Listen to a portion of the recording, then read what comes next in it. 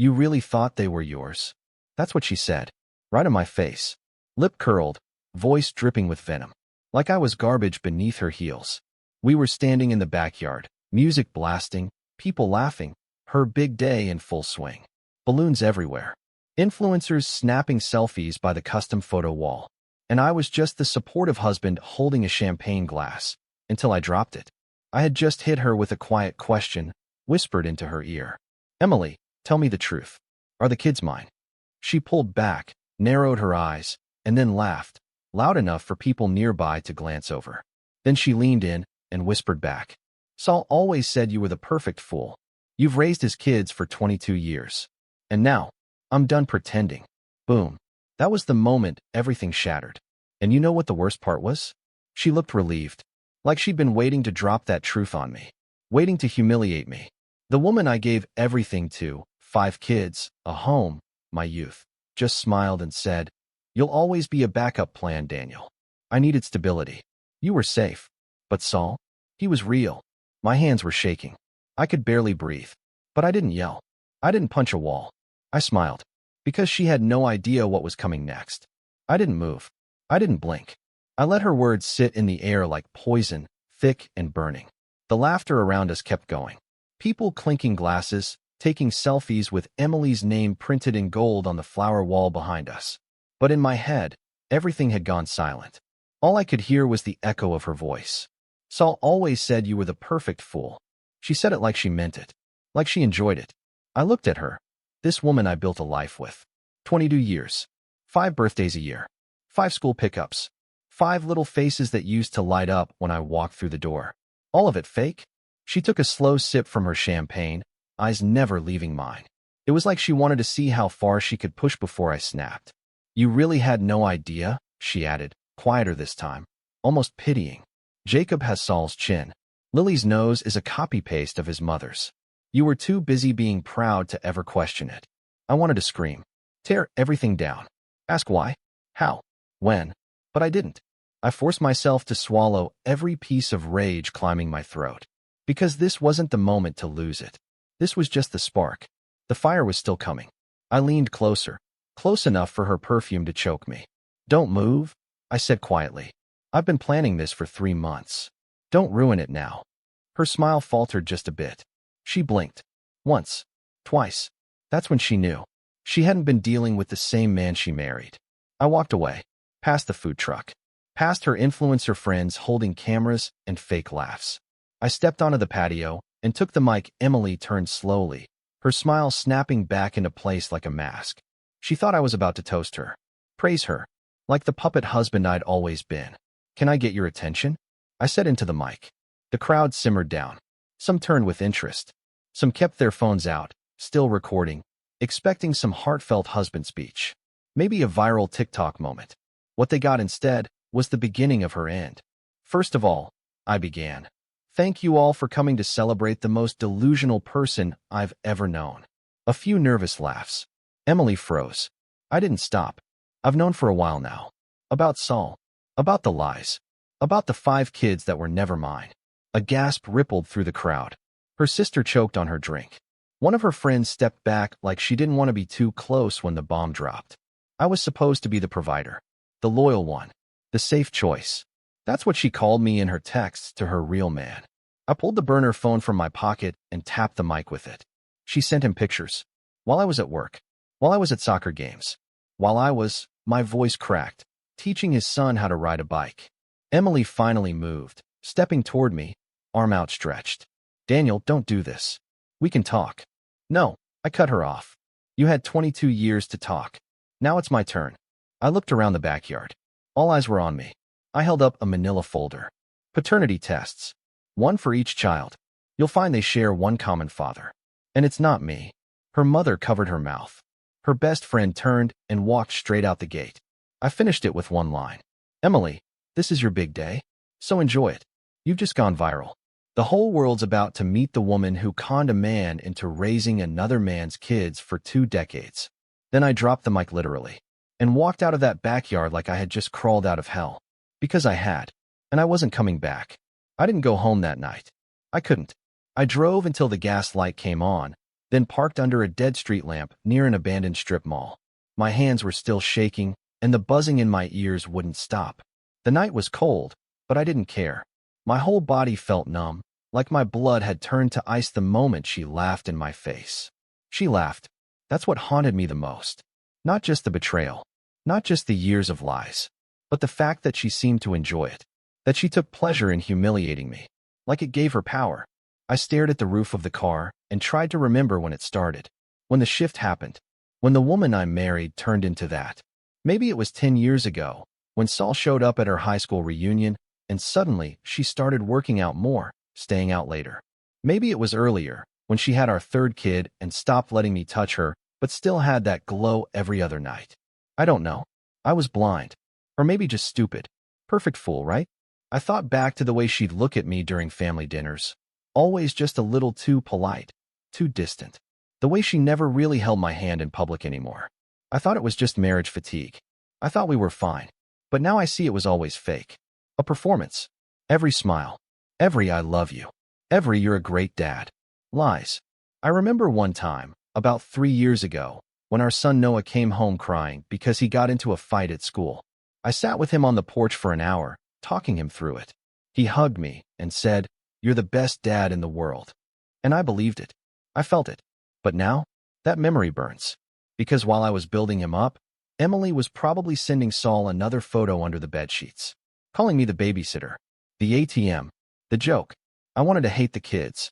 I really did. But I couldn't. They didn't ask for this. They didn't know. They loved me. And deep down, I still love them. That's the part Emily could never kill. Not even with the truth. But her? I was done. That night, sitting in my car, I started making a list. Not of revenge. Not anymore. That part was already in motion. I had already burned the illusion down in front of everyone who mattered to her. Her influencer career? Toast.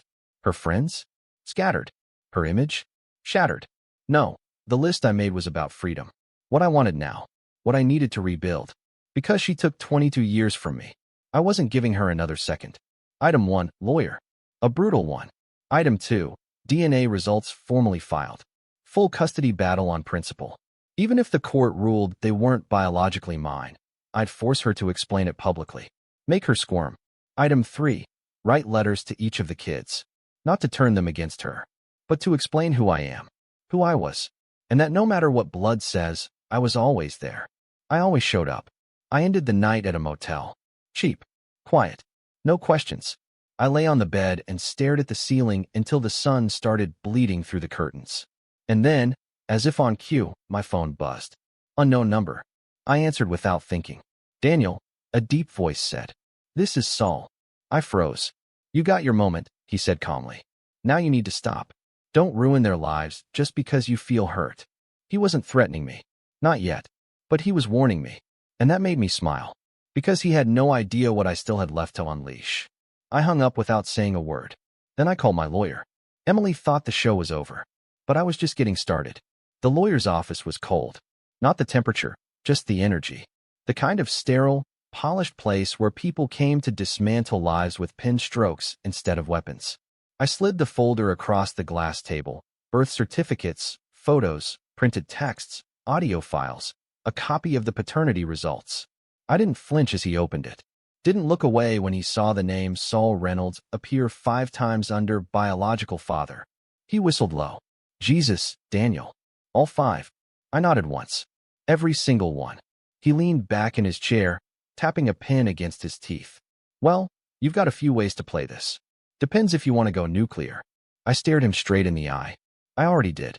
Now I want full control. He laid out options. Divorce proceedings. Custody claims. Even though I wasn't the bio dad, I had 22 years of consistent parenting, so I could fight for visitation, possibly shared custody. More importantly, we could sue for emotional distress, fraud, asset division with proof of infidelity. I didn't want her money. I wanted her cornered. Completely. No way out. By the time I left that office, papers were being drafted. My name would no longer be tied to hers in any legal sense within 60 days. But that wasn't fast enough. So I started phase 2. I went home. The house was quiet when I walked in. Too quiet. She was probably hiding upstairs, pretending this would all blow over. That I'd apologize for embarrassing her. that we'd talk. I walked into the kitchen, where her phone was charging. Still unlocked. Still connected to the cloud. I pulled everything: messages, call logs, photos, cloud backups. I sent them to myself.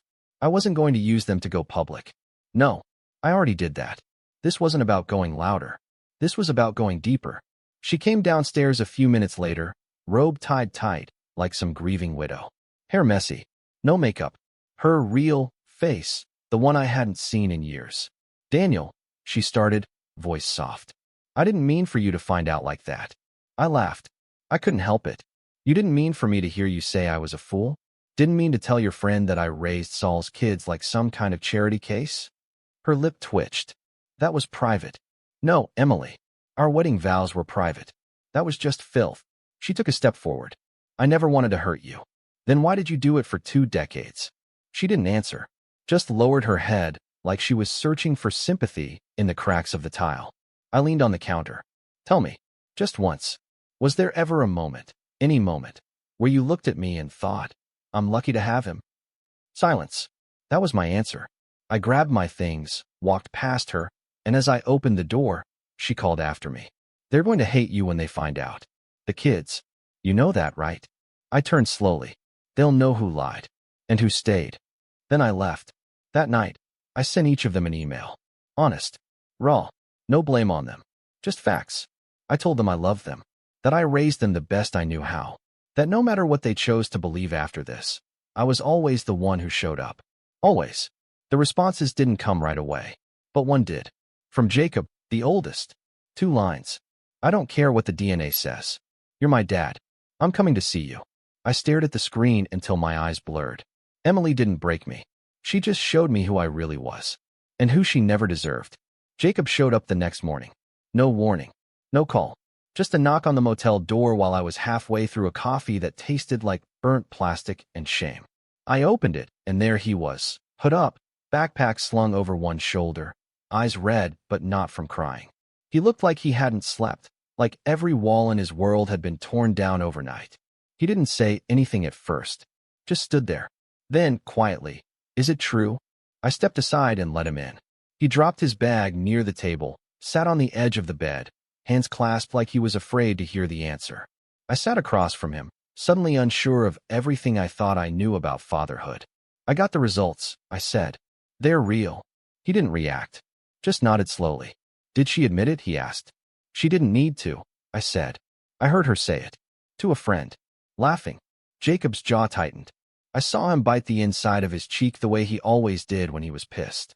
He used to do it as a kid when we'd tell him to go to bed early. Now he did it when his entire life fell apart.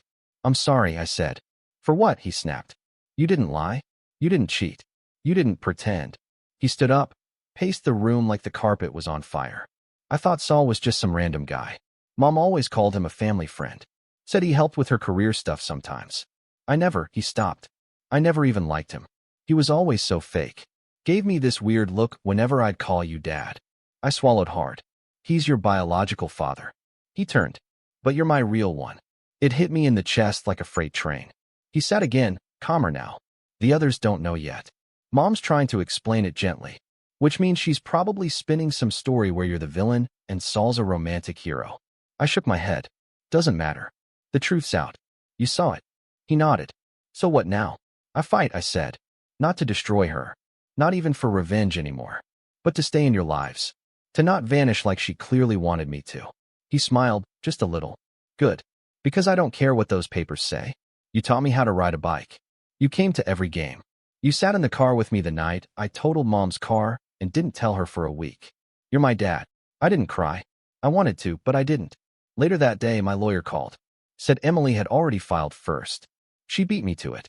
Claimed emotional abuse, gaslighting, and public humiliation. She was trying to flip the whole story around like I was the one who had done her wrong. Of course she was. That was her pattern. Lie, deflect, destroy. She knew I had the documents, the recordings, the proof.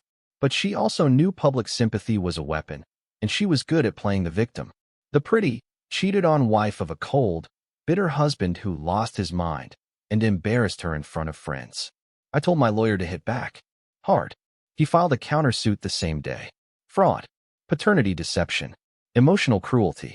We added the full packet of evidence and submitted an emergency request for a judge to review the DNA results and freeze shared assets. I was going for the throat now, and just when I thought the week couldn't get darker, Saul called again. This time I answered. "You need to stop dragging her name through the mud," he said. "Say that again," I replied. Slower. "You've done enough damage, Daniel." I laughed. "You got your 5 kids. You got your mistress. Now you want to play knight in shining armor." He didn't answer. I continued, "Don't worry. I'm not dragging her name. I'm just showing people what she really is. She's the mother of your kids." "No," I corrected. "She's the woman who used me to raise yours." He started to speak again, but I hung up. I wasn't interested in his voice anymore. I had plans to make, court dates to prepare for, and letters to send to my other 4 kids before she poisoned their minds. Emily thought the worst was over. She had no idea what was still coming. 2 days later, my daughter Emma called me. She was crying before she even said hi. I stepped out of the lawyer's office and leaned against the brick wall, heart racing like I'd just stepped into a burning building. I had rehearsed a dozen different ways this conversation might happen. None of them prepared me for the actual sound of her pain. "Dad," she sobbed, "is it true?" I didn't know how to answer. I didn't want to say yes and break her. I didn't want to lie and protect Emily. "Emma," I said carefully, "I love you. That hasn't changed. But yes, the test says I'm not your biological father." Silence. Long, heavy. Then a whisper. "Mom said you made it all up. That you're trying to hurt her. That you hacked something." I almost laughed. That was so Emily. Even caught red-handed, she still painted herself as the victim and me as some villain with a keyboard. "I didn't hack anything," I said gently. "I took a real test. I sent it to a real lab. And I didn't do it because I wanted to hurt anyone. I did it because I heard her say it herself, Emma. On the phone. She said I wasn't the father. She laughed about it." Emma's breathing was shaky. "Is that why you left?" "I didn't leave you," I said quickly. "I left the lie. I left the woman who made me live it. But not you. Not Jacob. Not your brothers. Not Lily." She sniffled again, quieter. "Are you coming to Lily's recital?" That nearly broke me. "Of course I am," I said. "I'll be there in the front row, like always. Nothing changes that." She didn't say much after that, just whispered, "Okay," and hung up. But it was enough. One by one, they were starting to see. The cracks Emily swore I'd never make were spreading through her pretty little mask. Later that night, I got an email. From an anonymous address. But I knew who it was. A single video file. No subject. No message. I hesitated for a moment before opening it. It was Emily. In our bedroom. Sitting on the edge of the bed. Wearing something she used to wear for me. And Saul, shirtless, behind the camera. My heart didn't drop this time. It didn't even speed up.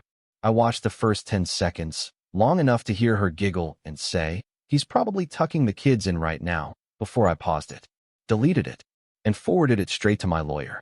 She was trying to shake me. She thought that would push me over the edge. That I'd explode, break down, call her, scream at her. But I was done with all of that. The next day, my attorney filed for emergency protection of personal property, citing emotional manipulation. We submitted the video, not for court evidence, but to show the pattern. Emily was spiraling. Her perfect image was falling apart. Then, just when I thought she'd gone as low as she could go, she showed up at my motel, knocking like she had every right to be there, wearing a coat over a tight black dress, like she was walking straight out of a music video instead of a broken marriage. I opened the door halfway. She smiled like nothing had ever happened. "Can we talk?" I didn't say anything. She stepped forward, brushing past me, letting herself in. Like the room was hers too. "You made your point," she said casually, sitting on the edge of the bed. "You embarrassed me, hurt me, ruined everything. Happy." I shut the door behind me. "I didn't ruin anything, Emily. You did that." I just held up the mirror. She crossed her legs. "The kids are confused. Upset. They think you're the one tearing the family apart. Because that's what you told them," I snapped. She didn't deny it. "I can fix this," she said, standing slowly. "We can fix this. You and me. Drop the case. Come home. We'll tell people it was just a rough patch. People forget. They always forget." I stared at her like she'd grown horns. "You think I'd take you back? After what you did?" She stepped closer, put a hand on my chest. "You're still wearing the ring." I looked down at her hand, pulled the ring off without a word, dropped it on the table. "I was holding on to something that didn't exist," I said. But I'm not that man anymore. She backed away, finally starting to realize the door was closing, for good. She picked up the ring, stared at it, then turned to leave. At the door, she looked back. Her face changed. No more smiles. Just pure venom. You'll regret this, she said. I didn't flinch. Already did. For 22 years. And then she was gone. For the first time in weeks, I finally slept without nightmares. I didn't see Emily again after that night. Not in person, anyway. She tried. Oh, she tried. A few more texts. A couple of voicemails that swung between fake sorrow and veiled threats. Her usual game. Emotional ping-pong until someone folds. But I didn't fold this time. I was done playing. The court date came and went. My lawyer annihilated her claims. Her accusations of abuse fell flat under the weight of my evidence. Screenshots, voice recordings, even old photos where Saul was far too familiar in the background of our family memories. The judge didn't care for her crocodile tears. Didn't even blink when she tried to flip it and say I'd manipulated the kids. In the end, she walked away with what was hers. Nothing. The house went into my name. Her business fell apart under the pressure of sponsors pulling out. Turns out no one wants to work with someone who becomes a trending topic for being a pathological liar. Especially not after the clip of me calling her out at the party went viral. Millions of views. Thousands of comments. Most of them asking how I didn't see it sooner. Others, men mostly, thanking me for saying what they never could. For walking through the fire and dragging the truth out the other side. Jacob moved in with me full-time. Emma started spending weekends at my new apartment. Even Noah, the quiet one, texted me once with a simple line. You didn't leave us. She left you a long time ago. That one wrecked me. I still saw Lily from time to time. She didn't understand everything, but she knew enough. She called me Dad and ran into my arms every time she saw me. And I held her like I was holding onto the last piece of myself that Emily hadn't ruined. Saul disappeared, probably ashamed. Or maybe just smart enough to realize he'd never be accepted by the family he secretly fathered. The kids wanted nothing to do with him. Not after everything. A few months later, I stood in the same backyard where I had once dropped that microphone. The flower wall was gone. The fake smiles, the filtered friends, gone. It was just me and the kids. A small grill, some cheap burgers, a cooler full of soda. Jacob laughed so hard at one of Noah's jokes that he dropped his plate. Emma was showing Lily how to blow bubbles with chewing gum. I was flipping burgers, wearing an apron that said, Real Dad. DNA optional. They got it for me. As a joke. I smiled more in that hour than I had in the last 10 years of marriage. Later that night, after the kids had gone inside, I sat alone under the porch light and thought about everything. The lies. The betrayal. The years I'd never get back. And then I realized something. I wasn't angry anymore. I wasn't even sad. I was free. Emily had destroyed the life I thought I had. But in doing so, she gave me the one I deserved. One built on truth, not illusion. One where I could finally breathe. People always say betrayal changes you. They're right. It made me smarter, sharper, harder where I needed to be. But somehow, it also made me softer with the right people. More protective, more present, more real. If someone's reading this, some guy sitting in his car outside a motel with his life falling apart, here's what I'll tell you. Don't let the lies break you. Let them wake you. Don't chase the version of her you fell in love with. That woman's gone. Or maybe she never existed at all. Let the truth hurt. Then let it build you into something stronger. Because one day, you'll be flipping burgers in your backyard with the people who truly love you. And you'll realize, the worst day of your life was actually the beginning of your best one.